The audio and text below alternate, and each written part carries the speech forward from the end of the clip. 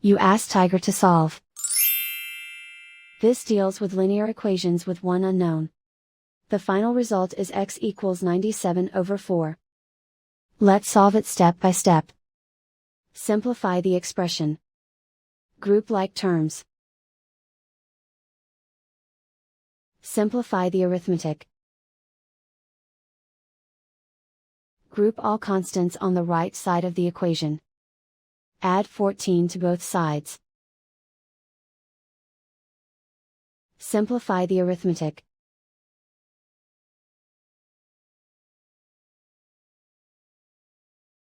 Isolate the x. Divide both sides by 8. Simplify the fraction. Find the greatest common factor of the numerator and denominator. Factor out and cancel the greatest common factor. And so the final result is x equals 97/4.